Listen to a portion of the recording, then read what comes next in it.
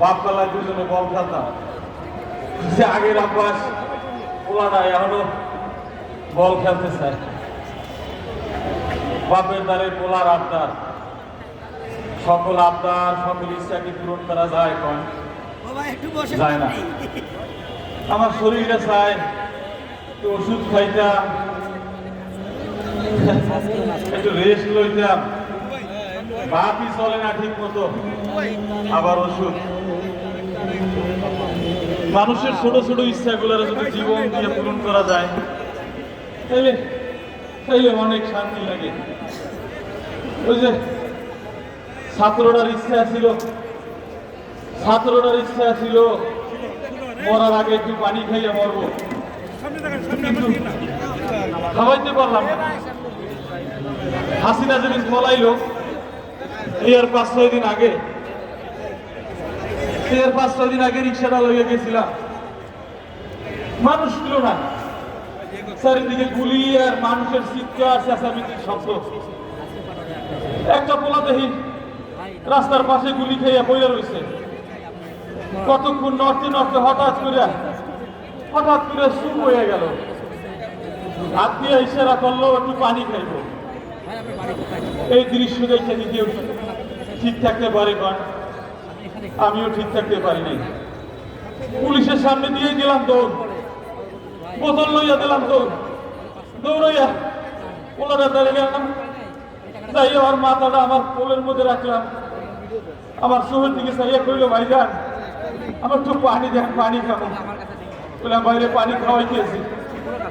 সেই বোতলটা খুললাম, একটা পুলিশ দৌড়াইয়া আইয়া লাঠি দিয়ে আমার বোতলটা ফালাইয়া দিল। আর একটা পুলিশ ওই পোলাটার মুহের উপরে উঠা বুট দিয়ে পাড়াইয়া ধরলো। কইল, কুত্তার বাচ্চা তোরে জনমের পানি খাওয়াই দিয়েছি।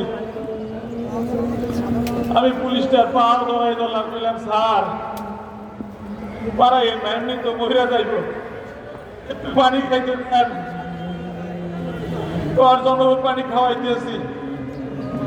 ওই বন্দুকের নলটা ছাত্রটার বউয়ের মধ্যে ঢুকাইয়া একটা গুলি করে দিল। পোলাটার মগজ আর পোলাটার রক্তে আমার পুরা মুখ হইয়া গেল। আমি চাইয়া রইলাম, কিছু কইতে পারলাম না। আর একটা পুলিশে কইল, তোমার এত দরদ উঠলাইয়া পড়ছে গা, তোমার দরদ ছুটাইতেছি। আমি কইলাম স্যার আমি তো খালি পানি খাওয়াই খাইছিলাম। আমার ডাইন ঠ্যাংটা ঠেয় আর একটা গুলি করে দিল।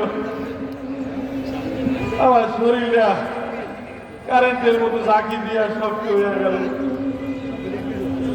কোন জায়গা দিয়া যেন দৌড়াইয়া আইয়া যুবলীগের কালা বাবুল্লা চাবাড়ি দিয়া এই পাড়ার উপরে একটা কোপ দিল। আমার শরীরে কেন জানি আর ব্যথা লাগলো না। আমার এই টাইমটা হেসরাইয়া নিয়া বস্তার মতো করে পুলিশের গাড়ির মধ্যে ভিকে মারলো। কিন্তু আমি কিছু বুঝলাম না, যাইয়া পড়লাম 10-12টা লাশের মধ্যে। গাড়ি চলা শুরু করলো, কই লইয়া যায় কইতে পারি না। চলতে চলতে একটা বাড়ির মধ্যে ঢুকলো, দেওয়া বাড়ির মধ্যে সেই অনেক পুলিশ। আবার টাইমটা হিসতে নেওয়াইল। আমি পাও ধরে গেলাম, স্যার আমার মায়ের না, আমার ঘরে একটা মা আছে, দুইটা বাচ্চা আছে, আমি বললে ওরা না খাইয়ে করে যাইব।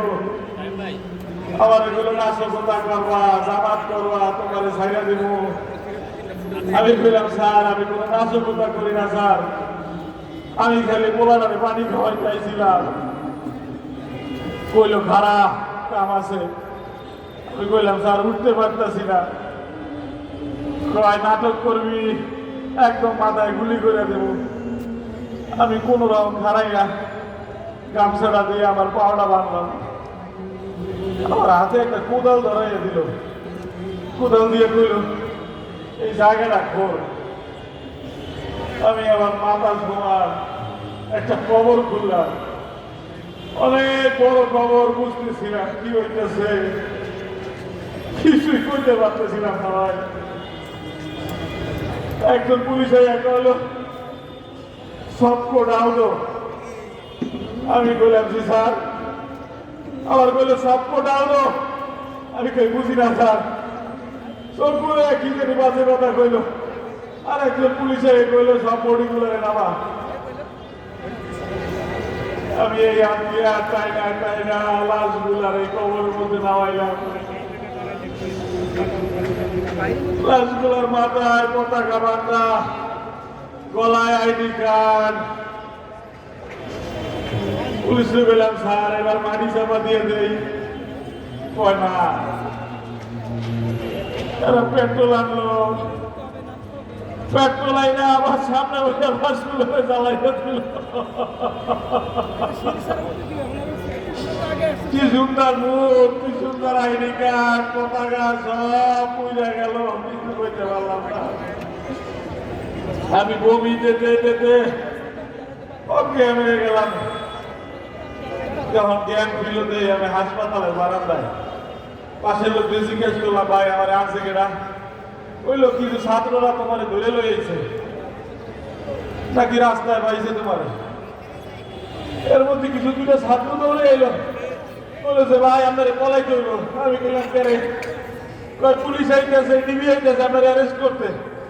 শুরু হইল দৌড়, এই হাসপাতাল দিয়ে ওই হাসপাতালে দৌড়াইতে দৌড়াইতে 5ই আগস্টের পরে আমার ঢাকা মুখ্য হাসপাতালে ভর্তি করলো। ডাক্তার দিকে কইল অনেক লেট করে ফেলাইছেন, 3-4টা অপারেশন করার পর আমার পাউডার আর বাঁচাইতে পারলো না ভাই। এখন এই এক পালো এই কর্ম করে খাইতে চাই। সেদিনকার কাজে মানে এমন সময় এই একটা মিছিল যায়, মিছিলের অনেকেরই আমি চিন্তাছি, একটার তুই পুরাই চিনা লাইছি।